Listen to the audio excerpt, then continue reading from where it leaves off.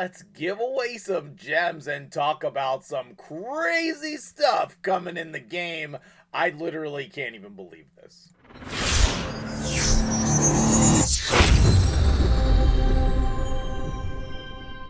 What's up, guys? MtgJedi here. Welcome to the news desk, and we are going to start off the video with the gem giveaway. Not everybody makes it to the end of the video. Some of you have never even seen the little ending outro that I have, but that doesn't matter because I put it at the beginning for you today. Put those player IDs in the comments below, and no, I'm not trying to clickbait you. I'm just trying to give you all the information that you need and also reward you for clicking on the video. So put your player IDs down there. I'm going to pick some winners. I think I didn't pick the winners yet from the other videos. So if you haven't seen those yet, go back and watch those other videos and you can put your player IDs in there. I'll be picking those all in the next couple of days. Now, as for today, we need to get this slideshow ready to go because, dudes, we are getting a new event dungeon, okay? And this event dungeon is themed with a new mythical champion. And so what comes with an event dungeon? It comes with opportunities to get the champion from the event dungeon. So yes, I think we're going to be able to get a mythical here. Now, how free will it be? Probably not very free. But somebody who's going to probably win a tournament, or we're going to see our first boosted rate for this champion. Regardless, there is going to be some way to get her. And let me tell you, she looks freaking sweet. Like the visuals, let's just start with that. Home run. Knocked it out of the park. All right, so what are we talking about here? We have Krosa, the Covetous. And basically, she's like a reverse Siegfried. Reverse! Reverse! Slap. So, like, if you can, like, picture her dancing instead of that guy, that would be funny. But also, if you can picture, like, the support form of Siegfried being the base form, and then the damage form being the second form, that's basically what you're getting with Krosa, okay? She's got all kinds of like healing and cleansing and cool stuff on the support form, and then damage boosts on the alternate form. And she has that same type of passive that's going to auto flip her. So this is like, this is Siegfried, okay? The reverse Siegfried. Tell me I'm wrong. All right, so let's jump in and talk about her kit, her new abilities that are being brought to the game, all of that stuff. Okay, so the first form has a healing A1 proportional to her attack. So she's getting a boost for building her attack up, which is great. On her, and it's an AoE A1, which is always good. The A2 is the cleanse, but it also does increase attack and shield, and I think this is the first champion in the game to have a shield proportional to her attack. That's groundbreaking. It really is. And then we have Taunt and the new Fortify buff. Also unkillable on everybody else except her. So you can see she's the one who's going to take less damage, reducing the ignored defense effects. And then she's going to put the unkillable buff on all of the allies. She also has a passive that she receives 15% less damage for each ally that's alive. And then whenever she's the last one alive, whenever instantly transform this champion into their alternate form whenever their last living ally is killed. I wonder how hard that will be, but she does have a transform ability, so she, unlike Siegfried, can flip herself. Then, switching to the alternate form, and mind you, we obviously don't know the multipliers to know how good this is going to be, but she has a triple hitter A1. It deals pure damage to all other enemies if it kills someone. And what that means is it ignores defense, it ignores passives, it ignores literally everything. It's the same type of ability that Baron has, and that's insane. It's insane. If the other enemies are not bosses or minions, the amount of pure damage is equal to 30% of the initial target's max HP. Now, depending on how they calculate this could just one-shot everything, okay? If this is a Trunda calculation where 30% is a multiplier on top of her base damage, which is likely, not gonna lie, it's likely, then they will just literally kill everybody. Like, you kill their weakest champion and it kills everybody. So we need to pay attention to this. If they code it correctly, it will still be very good. The other thing is the pure damage is equal to 10% of the max HP. So on somebody like Ice Golem, where you kill a minion and then it goes to the boss, or Spider, you kill a minion, it goes to the boss, that could be something that we use for speed farming, but we'll have to see, okay? On the A2 is an AoE before attacking steals all buffs.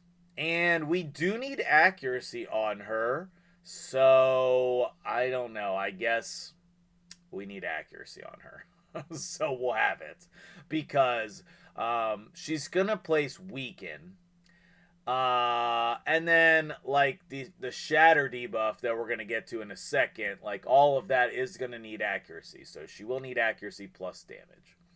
So, and then the buff steal, of course. Targets whose attack is lower than this champion's attack cannot resist this effect.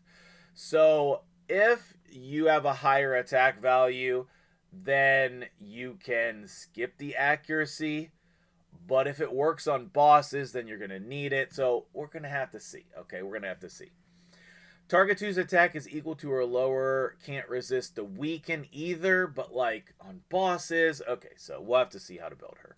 So on her A3, it's a place of the shatter. So there's no hit. Increase crit rate on her. So she could, be built with 70% crit rate. And then True Fear. And then, again, can't be resisted. And then it grants an extra turn. So, I like this. Placing Shatter and increased crit rate. It's like a new way to do more damage with your champion. Which is kind of cool. Obviously, she has the transform back. And then deals 15% more damage for each dead ally. Each critical hit boosts this champion's turn meter by 10% for each dead ally. So I'm thinking we're going to need to build her in Stone Skin. Or Swift Parry or something to keep her alive. Like, it's not like she has a passive to keep herself alive. She has the attack in all battles aura in both forms. So that doesn't change. What do you think of this champion? To me, it seems insane. Okay, but I also want to talk about the faction as well, because this is a faction that, depending on what champions you have, either deals a ton of damage or no damage. And then we'll have another mythical in this faction. That'll be a third mythical for Demonspawn. And I think that I am definitely going to want this as somebody to pair with Volcanos. I think that support form is really cool to pair with him. And then that would be a secondary damage dealer. So that could be really cool. There's just seems like a lot of options. And anyway, if you can get a mythical, then that is definitely something that you want to do. Alright, so moving on. There are going to be relics, okay? 1, 2, 8 new relics. And we don't know what they do yet. We will, I'm sure, okay? We will know what they do, but we don't know what they do yet. And we'll be able to get those relic crafting materials from tournaments and events, presumably. More on that in a minute. And the theme of the event is a coalition event. So We don't really know what that means, but I like the idea of collective efforts toward a shared goal. They have done that a lot in Pokemon Go, which I played in the past, and that was always super fun. All of us working together, and then presumably to unlock rewards. And then that also is going to include the Sylvan Watchers, Demonspawn, and Dwarves somehow. I pulled this from that little teaser clip that they posted on YouTube. My little boy, he's having a tough time. Terrible twos. So this Chaos awakens. Chaos awakes. But that's the theme, is Sylvan Watchers, Demonspawn, and Dwarves. I don't know what that has to do with anything, but that is the theme. And then we are still going to be getting pinpoint gear alongside the relics, but this time when we fight the event dungeon, she is going to have decreased damage from HP burn. Why? I'm not sure. I think that's in response to the content creators saying, hey, don't let us do the same thing every time. But we're just going to all Newt and Marius it, the people who have them, I think. So, I don't know.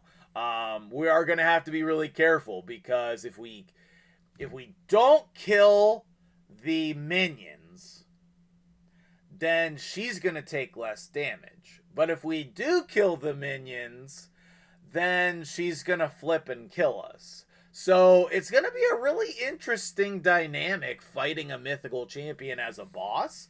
I'm pretty excited about this because, what's the guy's name from Curse City? Amius. I was excited about Amius when they put him in the game for this very reason, but he looks exactly the same, and he's like the stupidest boss countering everything that you do.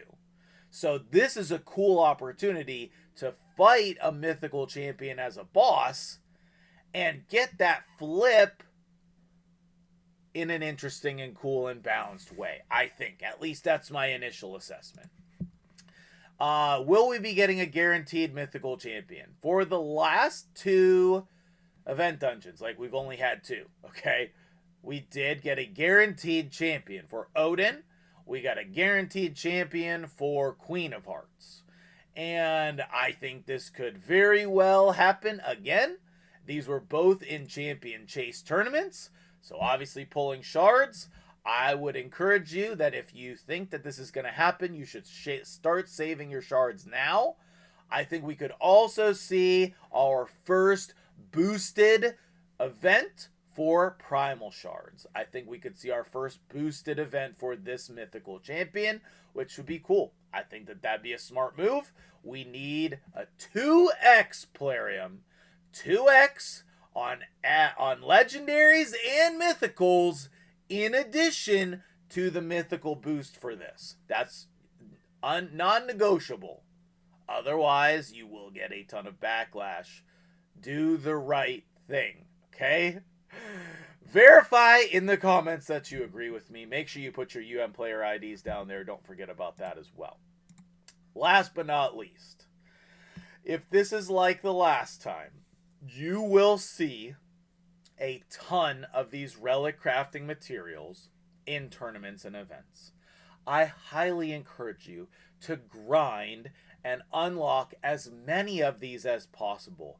This is the #1 reason. Okay, wait, let me put it on screen.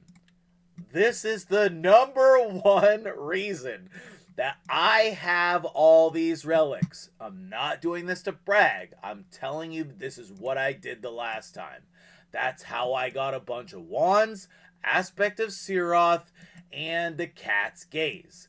And I'm sure that they're going to do guaranteed relics again, because that was really fun, really effective. So you should definitely prepare yourself to grind and pursue these artifacts, these relics, excuse me. So what do you think about all of this? Hopefully we will just have a ton of fun. And to wrap up the video, let's craft a relic that I hopefully will get something amazing here at the end of the video. Yes, that's a good hit. That's a good hit right there, fellas. All right, that'll do it for me here today. Thank you so much for joining me. Let's pop back over to the news desk. What do you think? Will we get the free mythical? How are you feeling about Krosa? Like, all of these things that we talked about today, her kit, the relics. What do you think? Let me know in the comments below, and I'll see you guys in the next video. We're gonna get funky. Funky. Cha-cha now, y'all. Now it's time to get funky.